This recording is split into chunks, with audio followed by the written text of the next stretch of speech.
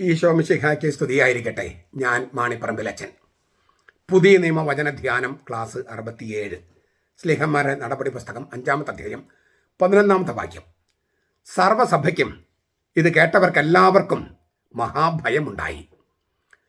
അനന്യാസിൻ്റെയും സഫീറായുടെയും സംഭവം. അവർ ആദ്യം അനന്യാസ് ഇങ്ങനെ വീണ് മരിച്ചു, പിന്നെ സഫീറ വീണ് മരിച്ചു. അത് കണ്ടപ്പോഴും കേട്ടപ്പോഴും എല്ലാവർക്കും ഭയമുണ്ടായി. ആർക്ക്? സർവ്വസഭയ്ക്കും. സഭ എന്നതിന് ലൂക്കാസ് ഉപയോഗിച്ചിരിക്കുന്ന ഗ്രീക്ക് വാക്ക് എക്ലേസിയ എന്ന ഗ്രീക്ക് വാക്കിന് ഗ്രീക്ക് സാഹിത്യത്തിൽ ജനങ്ങളുടെ സമ്മേളനം, ജനങ്ങളുടെ യോഗം, ഒന്നിച്ചുകൂടൽ എന്നെല്ലാം അർത്ഥം. നിയമപ്രകാരം വിളിച്ചു കൂട്ടപ്പെട്ടവരുടെ ഒരുമിച്ച് കൂടലിനും ആ വാക്ക് ഉപയോഗിക്കും. ഇപ്പം ജനങ്ങൾ ഒരുമിച്ച് കൂടുക, അവർ സമ്മേളിക്കുക, യോഗം ചേരുക, അതിന് എക്ലേസിയ എന്ന് പറയും. നിയമപ്രകാരം വിളിച്ചു കൂട്ടപ്പെട്ടവരുടെ ഒരുമിച്ച് കൂടൽ, ഇപ്പം നിയമപ്രകാരം വിളിച്ചു കൂട്ടുന്നു, ലോകസഭ നിയമപ്രകാരം വിളിച്ചു കൂട്ടുന്നു, അതിനും എക്ലേസിയ എന്ന് പറയും. സ്ലീഹന്മാരുടെ നടപടി പുസ്തകത്തിൽ 23 പ്രാവശ്യം ഈ വാക്ക് ഉപയോഗിച്ചിട്ടുണ്ട് എക്ലേസിയ. പുതിയ നിയമത്തിൻ്റെ മറ്റിടങ്ങളിൽ 91 പ്രാവശ്യം. അങ്ങനെ മൊത്തം 114 പ്രാവശ്യം സഭ എന്ന വാക്ക്, എക്ലേസി എന്ന വാക്ക് ഉപയോഗിച്ചിട്ടുണ്ട്. ഗ്രീക്ക് സംസ്കൃതിയിൽ ഞാൻ പറഞ്ഞല്ലോ, രാഷ്ട്രീയ പൊതുയോഗം, പൗരന്മാരുടെ സമ്മേളനം, പൊതുജനത്തിന്റെ സമ്മേളനം എന്നിവയ്ക്കൊക്കെ വിളിക്കുന്നത് പേര് എക്ലേസിയ. പഴയ നിയമത്തിൽ പക്ഷേ ഇസ്രായേലിന്റെ ആരാധന സമൂഹത്തെയാണ് എക്ലേസിയ എന്ന വാക്കുകൊണ്ട് സെപ്തുജിന്തിൽ, അതായത് ഹീബ്രു ബൈബിളിന്റെ ഗ്രീക്ക് പരിഭാഷ, അതാണ് ആദിമസഭയുടെ ബൈബിള്, അതിൽ ഉപയോഗിക്കുന്നത് എക്ലേസിയ എന്ന് പറയുന്നത് ഇസ്രായേലിന്റെ ആരാധന സമൂഹം. പൗരന്മാരുടെ പൊതുസമ്മേളനമോ പിന്നെ രാഷ്ട്രീയ പൊതുയോഗമോ അതൊന്നും എക്ലേസിയ അല്ല പഴയ നിയമത്തിൽ. അപ്പോൾ പഴയ നിയമത്തിൽ ആരാധന സമൂഹത്തെയാണ് ഉദ്ദേശിക്കുന്നത്. നിയമാവർത്തനം 9:10, ജോഷുവ 8:35, 1 രാജാക്കന്മാർ 8:65 കാണാം. അപ്പോൾ ഹീബ്രു വാക്ക് കഹാൽ എന്നാണ്. അത് സെപ്തുജിന്ത് എന്ന് പറയുന്നത് അതിന്റെ ഗ്രീക്ക് പരിഭാഷയാണ്. അവിടെ ഉപയോഗിച്ചിരിക്കുന്ന വാക്കാണ് എക്ലേസിയ. പുതിയ നിയമത്തില് ഒരു സ്ഥലത്ത് മാത്രം നിയമപ്രകാരം വിളിച്ചു കൂട്ടപ്പെട്ട യോഗം എന്ന അർത്ഥത്തിൽ ഈ വാക്ക് ഉപയോഗിച്ചിട്ടുണ്ട്. അത് സ്ലീഹന്മാരുടെ നടപടി 19:32 അവിടെ നിയമപ്രകാരം വിളിച്ചു കൂട്ടപ്പെട്ട ഒരു സമ്മേളനം എന്നാണ് അർത്ഥം. മറ്റെല്ലാ സ്ഥലത്തും, പുതിയ നിയമത്തിലും മറ്റെല്ലാ സ്ഥലത്തും 114 പ്രാവശ്യം പറഞ്ഞല്ലോ, മറ്റെല്ലാ സ്ഥലത്തും ആരാധന സമൂഹത്തെയാണ് എക്ലേസിയ അല്ലെങ്കിൽ സഭ എന്ന് സൂചിപ്പിക്കുന്നത്. ആരാധന സമൂഹം, ദൈവത്തെ ആരാധിക്കാൻ വേണ്ടി ഒരുമിച്ച് കൂടിയവരാണ് സഭ. യേശു തന്നെയാണ് ഈ വാക്ക് ആരാധന സമൂഹം എന്ന അർത്ഥത്തിൽ ആദ്യം ഉപയോഗിക്കുന്നത്. തൻ്റെ തുടർച്ചയായി രക്ഷയുടെ ഉപകരണമായി യേശു സഭ സ്ഥാപിക്കുന്നതും അപ്പസ്തോലന്മാരെ ഭരമേൽപ്പിക്കുന്നതും നാം കാണുന്നുണ്ട്. മത്തായിയുടെ സുവിശേഷം 16:18, 18:17. ഇവിടെ എക്ലേസി എന്ന വാക്ക് യേശു തന്നെ ഉപയോഗിച്ചേ. എന്നിട്ട് എത്രയോ പേരാണ് കമന്റ് ബോക്സിൽ പൗലോസാണ് സഭ സ്ഥാപിച്ചേ, ക്രിസ്തു സഭ സ്ഥാപിച്ചില്ല, ക്രിസ്തു കത്തോലിക്ക സഭ സ്ഥാപിച്ചില്ല എന്ന് പറഞ്ഞ് നടക്കണേ. എന്തൊരു വിവരക്കേടായി പറയണേ. എന്താ നിങ്ങൾ ബൈബിൾ വായിക്കാത്തെ?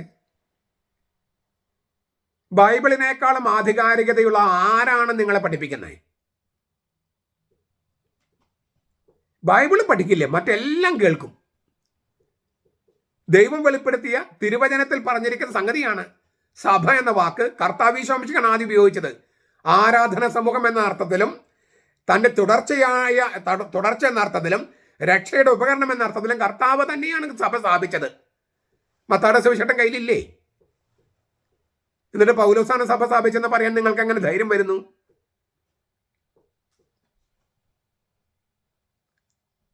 അപ്പോ സാർവത്രിക സഭ, സാർവലൗകികവും, അതായത് സർവ്വജനങ്ങളെയും ഉൾക്കൊള്ളുന്നത്, സർവ്വലോകങ്ങളെയും ഉൾക്കൊള്ളുന്നത്, സാർവജനീനം, സർവ്വജനങ്ങളെയും ഉൾക്കൊള്ളുന്നത്, അതിന് സാർവത്രിക സഭ എന്ന് പറയണേ.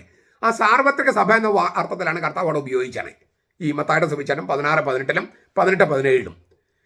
പിന്നെ ഈ വാക്ക് പ്രാദേശിക സമുദായങ്ങളെ ഉദ്ദേശിച്ച് ഉപയോഗിച്ചിട്ടുണ്ട്. റോമാലേഖനം 16:16, 1 കൊറിന്തോസ് 1:2. അങ്ങനെ പ്രാദേശിക സമൂഹങ്ങൾ, ആരാധന സമൂഹങ്ങൾ, അങ്ങനെയുള്ള അനേകം സമൂഹങ്ങൾ ഉൾക്കൊള്ളുന്നതാണ് സാർവത്രിക സഭ. ആ സാർവത്രിക സഭ എന്ന അർത്ഥത്തില് സ്ലീഹന്മാർ നടപടി പുസ്തകം 9:31 ഉപയോഗിച്ചിട്ടുണ്ട്. എഫേസ്യ ലേഖനം 3:10 5:23 ഉപയോഗിച്ചിട്ടുണ്ട്. അപ്പോൾ അനേകം പ്രാദേശിക ഘടകങ്ങൾ ഉൾക്കൊള്ളുന്ന, പ്രാദേശിക സഭകൾ ഉൾക്കൊള്ളുന്ന സാർവത്രിക സഭ, ലൗകിക സാർവജനീന സഭ, ലോകമാസകലം വ്യാപിച്ചു കിടക്കുന്ന സാർവത്രിക സഭയെ ഭരിക്കുന്നത് ശ്ലൈഹിക അധികാര ശ്രേണിയാണ്. ഹൈറാർക്കി എന്ന് പറയും. ഹൈറാർക്കി എന്നതിന് അധികാര ശ്രേണി നമ്മൾ ഉപയോഗിക്കുന്ന ഒരു വാക്ക് ശരിക്കും പറഞ്ഞാൽ വിശുദ്ധമായ നേതൃത്വം, വിശുദ്ധമായ ആരംഭം എന്നാണ് ശരിക്കും അർത്ഥം. ഹൈറാർക്കി എന്ന വാക്കിന്റെ ശരിക്കുള്ള അർത്ഥം വിശുദ്ധമായ ആരംഭം, വിശുദ്ധമായ അധികാര ശ്രേണി എന്നാണ്. അധികാര ശ്രേണി ഉപയോഗിക്കുന്നു, വിശുദ്ധമായ ആരംഭം, വിശുദ്ധമായ നേതൃത്വം, അതാണ് ശരിക്കും അതിൻ്റെ അർത്ഥം. 1 കൊറിന്തോസ് 12:28 പറഞ്ഞിരിക്കുകയാണ്, സഭയെ, സാർവത്രിക സഭയെ ഭരിക്കുന്നത് ഈ പറഞ്ഞ ഹൈറാർക്കിയാണ്. വിശുദ്ധമായ ആരംഭമുള്ള വിശുദ്ധമായ അധികാര ശ്രേണി. ആ വിശുദ്ധമായ അധികാര ശ്രേണി എന്ന് പറയുന്നത് മെത്രാന്മാരുടെയും മാർപ്പാപ്പയുടെയും വിശുദ്ധി, പേഴ്സണൽ വിശുദ്ധി മാത്രമല്ല, വിശുദ്ധമായ കാര്യങ്ങൾക്ക് വേണ്ടി വിശുദ്ധമായ തരത്തിൽ അവർ തീരുമാനങ്ങൾ എടുക്കണം എന്ന സൂചന അതിനകത്തുണ്ട്. അല്ലാതെ ഞാൻ മെത്രാനായപ്പോൾ എൻ്റെ അധികാരം വിശുദ്ധമാണ്, നീ അത് അനുസരിക്കണമെന്നുള്ള ഒരു അടിച്ചമർത്തൽ, ആധിപത്യ പ്രവണത, അതല്ല ഉദ്ദേശിക്കുന്നത്. അവരുടെ ആരംഭം വിശുദ്ധമായിരിക്കണം. അവർ ഭരിക്കുന്നതും വിശുദ്ധമായ കാര്യങ്ങൾക്ക് വേണ്ടി വിശുദ്ധമായ തരത്തിലായിരിക്കണം. പക്ഷേ അതിനേക്കാളൊക്കെ ഇതായിട്ട് വിശുദ്ധനായ, പരമപരിശുദ്ധനായവനിൽ നിന്നാണ് ഈ അധികാരം വരുന്നത്. അതാണ് വിശുദ്ധമായ ആരംഭം എന്ന് പറഞ്ഞത്. അപ്പൊ ഇത് വരുന്നത് ദൈവത്തിൽ നിന്നാണ്. ആ ഒരു ബോധമുള്ളത് കൊണ്ട് അവനോടാണ് ഒന്നാമത്തെ കടപ്പാട്. അത് മറന്നാൽ ഈ പറഞ്ഞ അധികാര ശ്രേണിയെ ആൾക്കാർ വകവയ്ക്കില്ല, അനുസരിപ്പിക്കാൻ പിന്നെ ബുദ്ധിമുട്ടാകും. അപ്പം വിശുദ്ധമായ ആരംഭമുണ്ട്, ദൈവത്തിൽ നിന്നാണ് ഇത് ആരംഭിച്ചത് എന്നുള്ള ചിന്ത അധികാരത്തിലുള്ളവർക്കും വേണം. അത് അതിൻ്റെ ഒരു രണ്ടാമത്തെ ഒരു തരത്തിലുള്ള അർത്ഥമാണ് ഞാൻ പറയുന്നത്. സാർവത്രിക സഭയെ ഭരിക്കുന്നത് ശ്ലൈഹിക അധികാരമാണ്. അത് ദൈവത്തിൽ നിന്ന് വരുന്നതിനാൽ വിശുദ്ധമായ ആരംഭമാണ്. അത് വിശുദ്ധിയിൽ തന്നെ ആയിരിക്കണം, വിശുദ്ധിയിലേക്ക് നയിക്കാൻ വേണ്ടി ആയിരിക്കണം. ക്രിസ്തു എന്ന തലവന് കീഴിലുള്ളവരുടെ ആ സമ്മേളനമാണ്, ദൈവത്തെ ആരാധിക്കാൻ വേണ്ടിയുള്ള സമ്മേളനമാണ് സഭ എന്ന് പറയുന്നത്. സഭ എന്ന് പറയുന്നത് ഒരു സംഘടനയല്ല, ഒരു NGO അല്ല, ആരാധനാ സമൂഹമാണ്.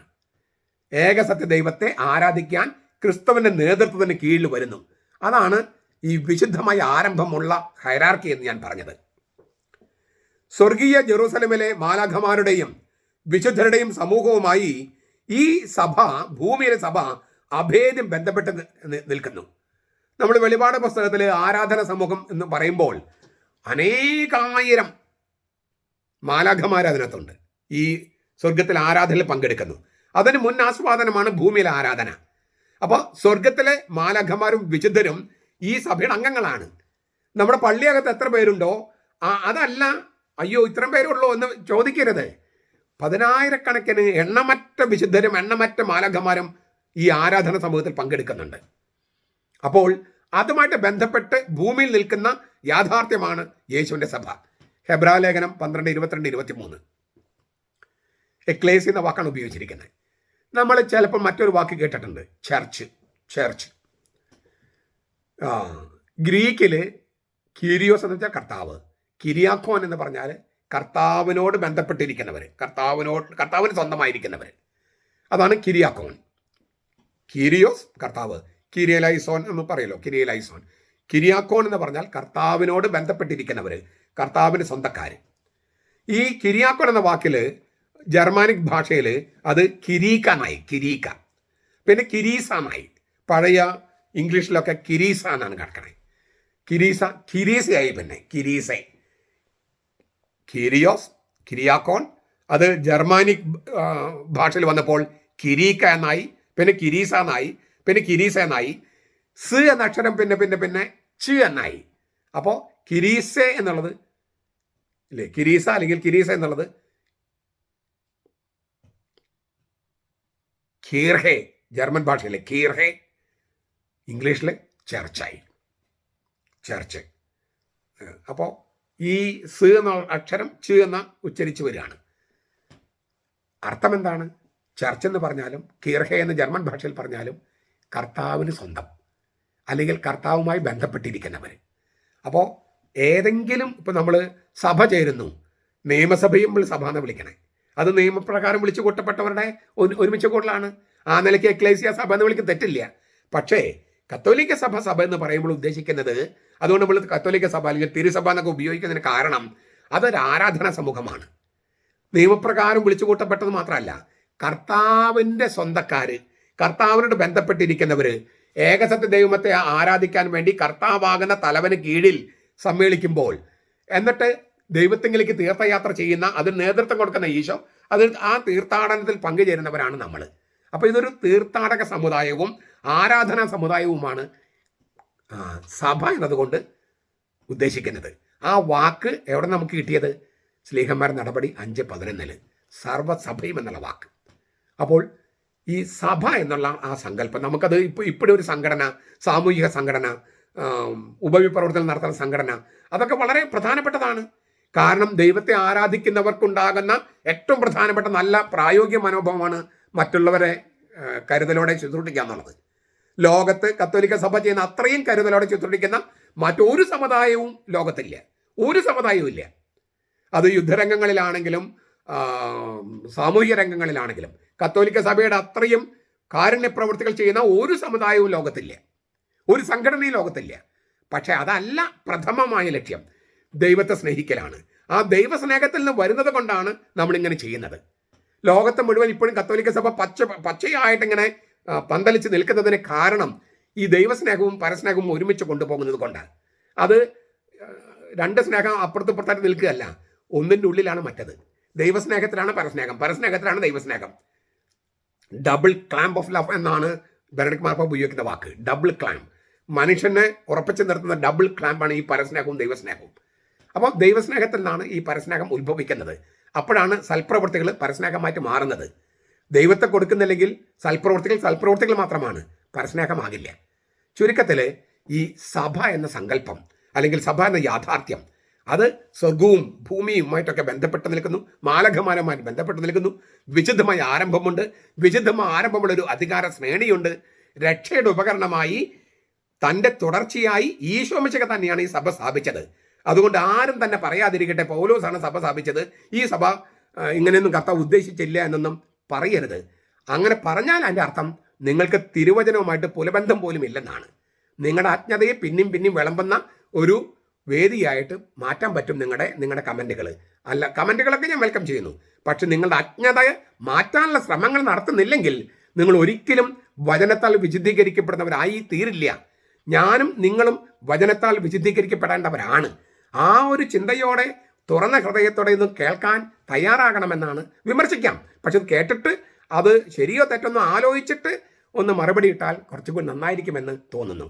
നമ്മുടെ കർത്താവ് ഈശോ മിശിഹായുടെ കൃപയും പിതാവായ ദൈവത്തിൻ്റെ സ്നേഹവും പരിശുദ്ധാത്മാവിൻ്റെ സഹവാസവും നാം എല്ലാവരോടും കൂടി ഉണ്ടായിരിക്കട്ടെ, ഇപ്പോഴും എപ്പോഴും എന്നേക്കും. ആമേൻ.